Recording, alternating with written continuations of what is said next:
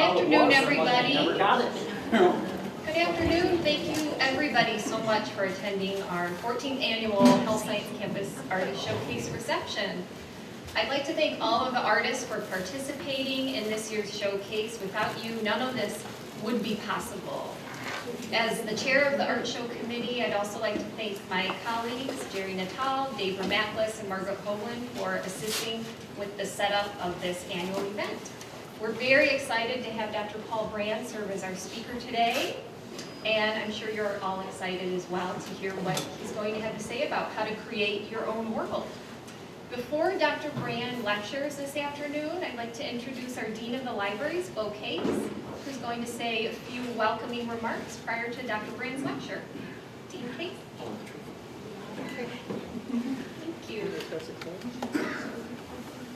Good afternoon, everyone. Thank you for coming. I really like this event.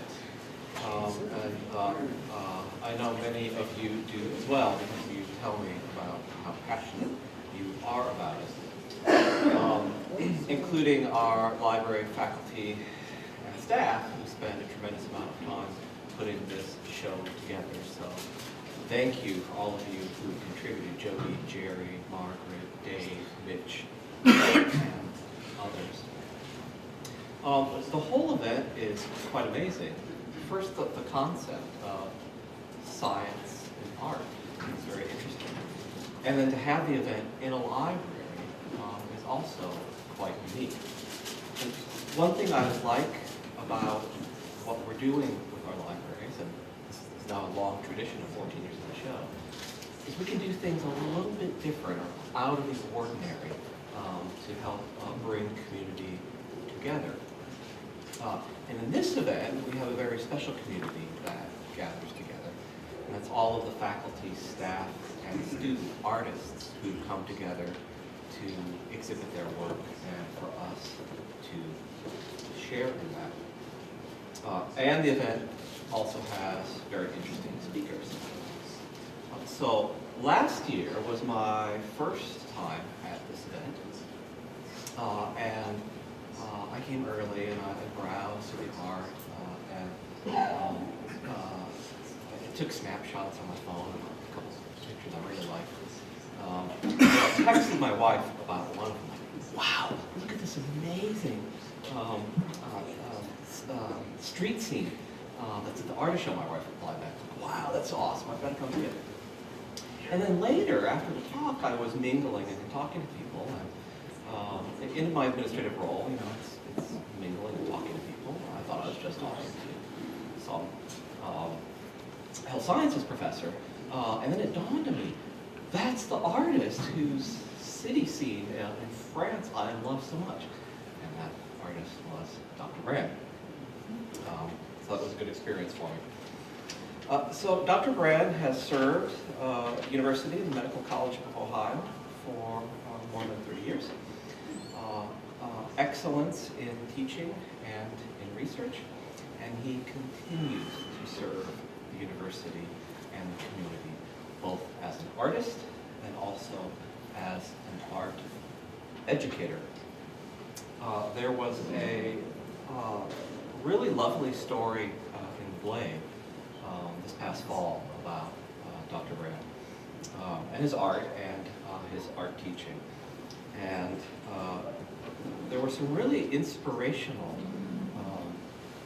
quotes by Dr. Brand and words of wisdom to aspiring artists.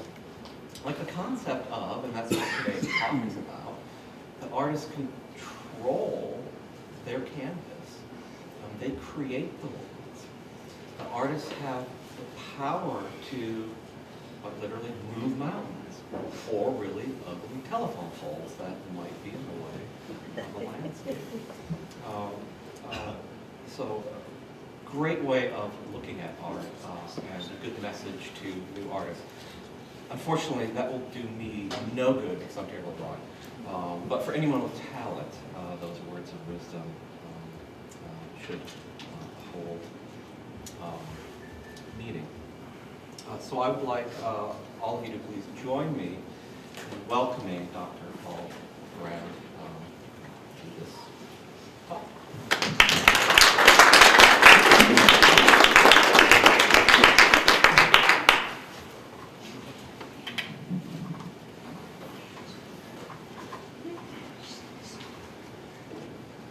Good afternoon. Thank you for coming. At the end of the talk, I'm going to drop the microphone. It's his microphone. Everybody ready to catch it? Jody, where is she? Thank you. I don't see her, but I'm kind of nearsighted. Thank you very much for putting this on and taking care of it for 14 years. I actually participated in the show all those years. And it's been great to see the creative work that other faculty members and students do here. It's been very exciting, and you see another side of your friends. My own work as an artist, I grew up with art, people in the family, uncles and cousins. I had a real epiphany. A few years ago I had to look up epiphany because everybody was using it. In 1970, I took a watercolor workshop up in Maine, and the artist who taught it, he taught me this idea that was really new to me, that you could actually plan a picture. You could think ahead and make it work better. I'd been working kind of randomly before that, in part-time in graduate school and so on. I came here and mostly worked as a professor, and occasional weekends, once or twice a year, I'd go on a painting vacation. And then I retired and got into art a lot more. And as I worked along, and I'll show you some history, some early pictures, and then mostly recent work. As I worked along, I got more interested in brighter color and in stronger design. So the theme that I'm working on this afternoon talking about will be some of the design principles and some of the color and imagination. And what am I going to have for my first slide, an introductory slide. This is about where my head is nowadays. Create your own world. I tell my students in class a lot, reality is overrated. Like Dean Case said, you don't have to worry about putting the telephone pole in your picture if it's in the wrong place. Thank you. Painting, all art is fiction. You've got a two-dimensional surface, and you're making something on it. And the more you try and make it look like reality, the more fictional it is, because it's flat, and you can never include in a painting all of the details, all of the colors, all of the perspective that you see around you anywhere. That sounded interesting. So don't worry about reality. Create what you want, use your imagination, move things around, add things, and leave the planet. Okay. So I'm going to start with, where's the button that works? Come on.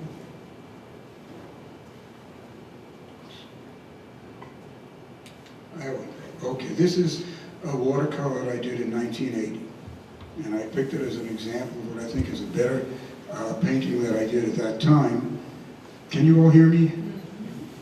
Okay. This is my wife's great-grandma's house. And it's not around anymore, but it was located on Bayou La Fourche in Toledo, Louisiana, about 50 miles from the Gulf of Mexico. This is where I discovered that people actually ate crawfish. I didn't know you did that coming from New York. Now, it's a pretty accurate depiction of the house, or one end of the house. I picked one end of the house because I wanted to get some nice shapes. I try, even in the most realistic pictures, to stay away from squares and rectangles and circles. So that roof with that shape was part of my motivation for making the picture. Okay. I was also copying reality. Kind of a dull brown color, porch, bricks, all of those things. That's pretty much what the house looked like. So the only design that I did in this case was picking one end of the house, and then I added those tree branches. Why did I do that? Well, because this tin roof was mostly all white one color, one value, and I didn't know that I could change that, but I wanted to break it up. So I put in these branches, and those are, if any of you have been down south, those are branches from a live oak tree. These gigantic trees with big trunks that I don't know if they're the same species as oaks around here, but that's what the leaves look like. But the purpose was to break up that shape of the roof so that I didn't have any area of the picture that had nothing going on. Okay, now.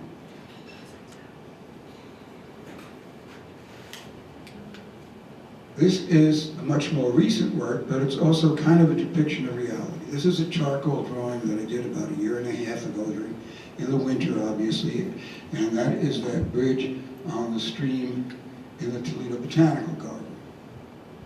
What I liked about the scene, and this is selective, it's not like a snapshot, but I liked the dark under the bridge, the dark of the reflections, the dark in the trees around white.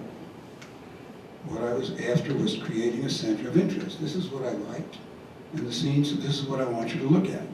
How do I get you to look at it? By dark against light, black against white. All right? One of the principles of design is strong contrast catches the eye. Okay? And then the river bank, the stream bank was actually not that curvy and not that crooked, but I wanted it more interesting. The stream leads up to the bridge, and then I had a good time with these trees. The white in this picture is all the white of the paper. There's no white paint. So I was faced with a challenge to make snow out of black charcoal. And that's what I did. I think I succeeded, using the texture of the paper to just pick out black highlights and to remember to save a lot of white paper because it's a snow scene. This is back to around 1980 to 85. I went out west of Toledo in the summer with my watercolors and I found some red barns. Red barn is kind of a cliched subject, but why do artists paint red barns in the summer? Because you go out in the country and everything is green, except the barns. And most of them are red, so you get some nice color. But there is a certain amount of design work here. Anyway, my point of view.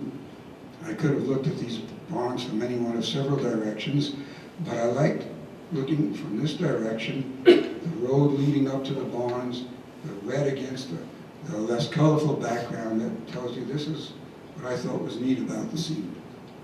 Okay. The shape of that roof was kind of fun. It's long, irregular, angular. I made a strong shadow underneath it, so we have contrast, red. Those things catch your eye. We look at red first when it's in a picture. And then bright sunshine. I think I managed to get a good sunlit effect. There was no shadow here, but I painted a shadow. Why? Because otherwise I would have this big area. It's a pretty green color, but it'd get kind of boring if it was all green. So I was looking for design. I was looking for atmosphere here, in this case sunny field, and adding some more color. One little button is upstairs.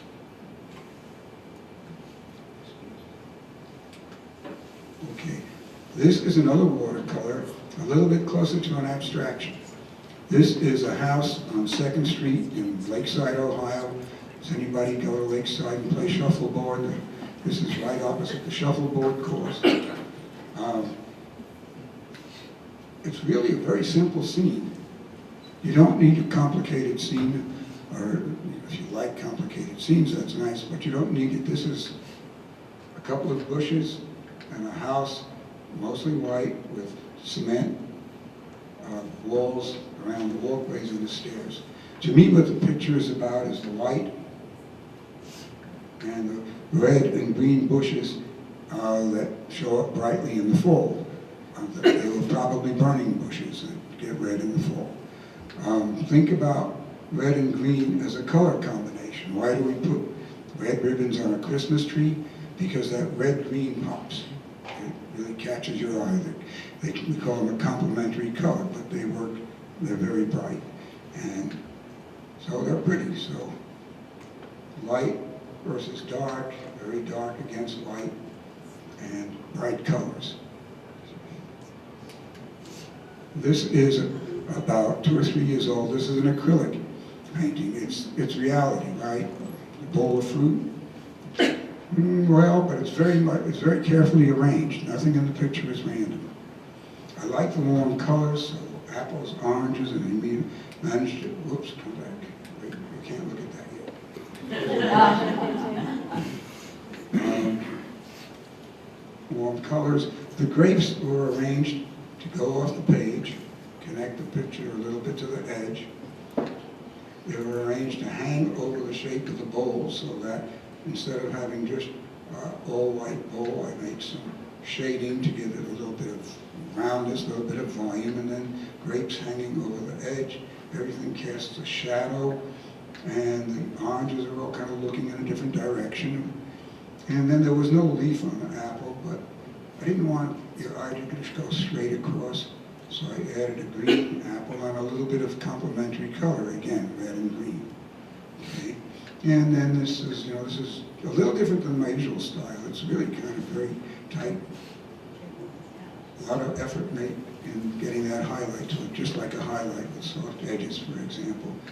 The background is all fiction. I like the color. I wanted it lighter on this side for contrast, darker on that side. And that doesn't look like anything like in our house where I painted the picture. So I made up the background and spent a lot of time on the design. Now we're getting up in the atmosphere. We're heading off the planet. This is the original. That's a broken down old shed with some scrub trees going up around it off of a side road in Monclover. And I went out there to set up across the road with my pastels. One of the reasons why I like pastels for painting is you can get very intense color, very bright color. And so I set up and I painted that, and it looks just like that. Actually, it doesn't. I was looking at a few things. Intense color, because I like it. Right? So this is subjective, it's what you enjoy. But orange, purple, orange, blue is another complementary color pair. They look strong against each other. Okay. Similarly over here, a little bit of complementary color, and then less intense color over here. This is where I want you to look. So I put lighter here, darker there, more complementary color here.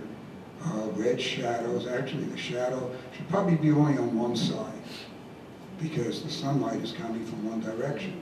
But in the world I live in, there are two suns. So I got two red shadows because I like the color contrast and the value contrast. Value for artists means light or dark. This is a dark value and that's a light value. And then I put trees around the building to put it in a scene to give it a little bit of depth, and so these are arranged artfully. And what kind of trees are these? Does anybody know what kind of trees those are? Sticks. They're orange trees.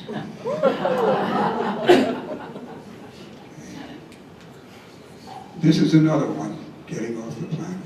The photograph, that's my photograph of a tree that I took when we were on a painting trip in the Great Smokies. It's a great tree, interesting shape, branches going in every direction, being eaten up by lichen, and against a slightly contrasting background. That by itself, I think, is a good photograph. But this is what I came up with. Maybe you might think ended up with. I used mostly all I used the original tree for was a little bit of inspiration. I'm going to try doing something with this jagged tree. And don't ask me how I ended up with this, but it was deliberate. The style that you may recognize is kind of impressionistic. Monet was the one who introduced painting with little dabs of color that build up volumes. So little dabs of green and yellow, dark and light, make a volume like a bush, a shape with a little volume to it. And all these dashes of orange and purple, complementary colors again, getting darker against a light background with the most interesting shape right there. And if you like color, an intense color, that's a great picture. Otherwise, you probably prefer the photograph. And too bad. Okay. This is another imaginative picture. This is a little bit different approach. There are 2 or 3 pictures I'm going to show you like this. I don't know anything about horses. I don't have any interest in horses, but I was putting paint down on paper, it's a watercolor. I started splashing paint on, and I saw the beginning of a horse. So this picture originated out of the paint. And once I saw that, then I went to work and did my best to make it look like a horse. Why a blue horse? Well, blue sounds like a nice name for a horse, I guess. The only thing I did actually do a little research on is I had no idea about how horses position their legs when they're galloping. So I went out on the web and found some photographs of galloping horses, and my understanding that's a pretty good rendering of how their legs look when they're moving fast. What about the rest of it? Well, again, we tend to look at faces when we see pictures of animals or humans. We tend to look at faces, but then there's that intense reddish-brown mane, blue dark head against a white background, dark legs against a white background. That's all chosen. That's all deliberate. Going back to that watercolor workshop in 1970, I was planning the picture along with letting my imagination go. And that's the 2 places where I'm at. Imagine what you can and think about design in order to make your imagination more powerful in your picture.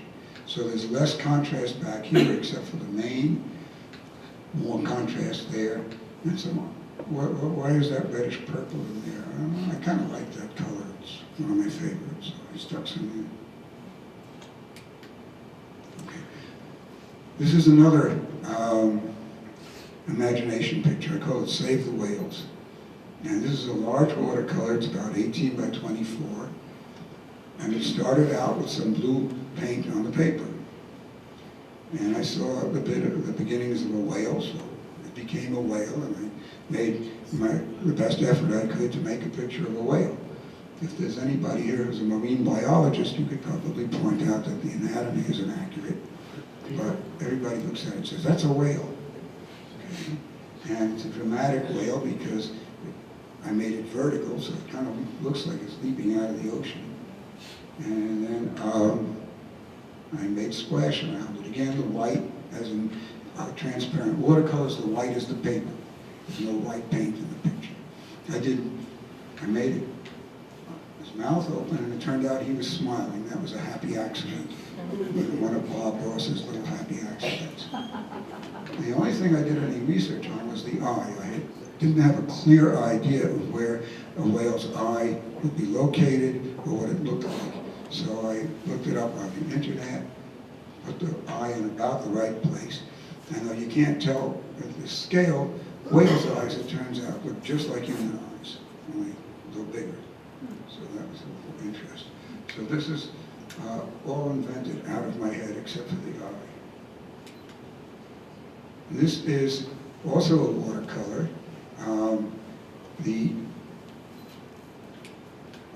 Wait, come back. There's too many buttons here. There's 3 buttons. It's kind of overwhelming. What I'm doing here, again, this is a scene that I made up, and what I'm after is a combination of visually dramatic, interesting shapes, strong colors. So what's an interesting shape? It's irregular, it's big compared to the size of the paper. It interacts with the background, so there's light around the dark and dark around the light. Those kind of shapes tend to catch your eye more. And then it's a fairly consistent color palette, mostly purple red. That's that same intense red that I showed you on the horse that I liked. Okay. A little bit of contrast. Purple, green is a nice secondary complementary pair. They look nice against each other. And what are these things? Well, the way those were created, when the paint was still wet, is I took a credit card, this is true, an expired credit card, and I used the card to scrape the paint and push the darkest paint away from these areas. All right? And then also the edge of the card to make those nice straight lodgepole pine trees, or whatever they are. The colors that I'm using are relatively newly available colors for artists, this bright purple, reddish purple. The title came afterwards. Several months later, I was framing this and I wanted a title, so I decided to call it Flat Rock Coast. To me, it's an abstract painting. Okay. Those could be flat rocks, that's where I got the name from, or they could be the roof of some old sheds. This is it's a 22 by 30 sheet. This is what they call a full sheet. It's a large watercolor. Okay. It was created in several layers. I started out with a thin layer of yellow paint on the paper, saw some irregular shapes in the yellow, started adding darker colors and made several layers going stronger and stronger in color. There's a lot of red in my paintings. They had a sale on red. A little bit of these are drips. They did end up looking something like skinny trees, but they were drips of purple paint. And I saved a lot of white spots and in between the darker areas to make an active surface. There's a lot going on. A big picture like this, you don't want big areas of plain, nothing happening. So there's a lot going on visually, and strong contrast, hot colors, and some neutral colors to tone it down a little bit so it's not all hot colors. And then at the end, I decided that it looked like a big forest fire, so I called it conflagration. With a lot of my paintings, the last thing that happens is I name the picture. This is Hong Kong Backwater. Again, the name was the last thing that I put on. I was pushing paint. Most of the paint on this picture was moved around with a credit card. I used a brush in a couple of areas I'll show you. But they look like shacks. Right? Those look like old shacks. I've painted a lot of shacks over the years, mostly up in Maine. But again, it's dark around a light. The credit card could push squares and rectangles. It could also make all these nice lines for me. It almost looks like a pier over there. And the original painting, the paper was about that big. Okay? And nothing was happening up here. So I cut it off. And it's your painting, you pick the parts you like, cut it down. The other thing I did is I had all this blue. And it's just about the only color in the picture, so I took a brush and some water and I made a slash of orange, which actually looks brighter if you can see the original, which is hanging in the gift shop at the art museum. That's a commercial. But the orange and blue contrast, I think, helped the picture. And then when I was finished, I looked at it and I said, that looks like Oriental and it looks like shacks. So it became Hong Kong Backwater. Backwater, yes. Okay. And let me see. We always need a doctor joke at the hospital.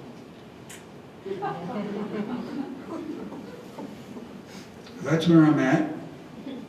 I paint a lot. I teach art classes. If anybody's interested, I'll give you my business card. I'm glad you all came out and you've been patient. Thank you. Any questions?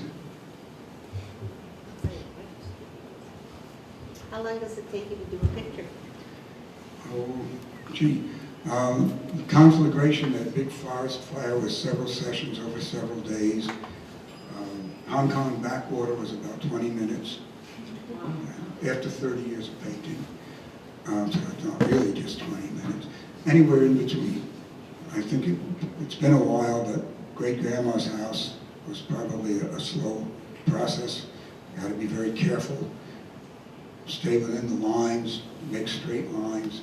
You know how you make a straight line in a picture? They say you can't draw a straight line. You take your pencil, you keep your wrist still, relax and do that, and you get a pretty good straight line. Please. Which medium do you prefer? If you have a choice of picking up watercolor or acrylic or pastel? Well, my favorite is pastel, watercolors, acrylics, or charcoal, depending on what I'm doing. You know, it's a good principle if you're painting seriously to change your media from time to time. All right? And you see things in a new way, try new techniques. I like them all. I like watercolor because of the spontaneity, because you can make clear marks, because you can get a very bright effect. Pastel for the intense colors. Acrylics are easy, you know, they're like a vacation compared to watercolors. All right? And charcoals are, you get rich darks in there. It's a very straightforward medium, they're fun to draw with. Yeah. Do you ever use watercolors as an underpainting for pastel?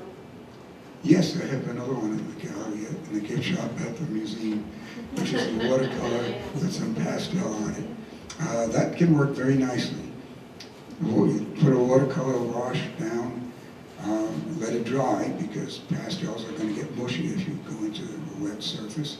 And then you can use the intensity of the pastel with the pastel, you have more freedom. You don't necessarily have to save whites, because you can go back with light color. All right? But I put in some very intense purples and yellows next to each other, and I think it's a nice picture. So a couple of those purples, I think, are ones that I bought for my daughter, who's sitting over there. She got interested in art when she was a young lady, and I took her to an art supply store, and they had some, she likes purple. They had some intense dark purples. And she, you know, daddy, so I bought her some intense dark purples. And mostly they're so dark that you really can't find much use for them, but they're beautiful. Well, there's still some punch and snacks over there if your sugar's getting low. Thank you for coming.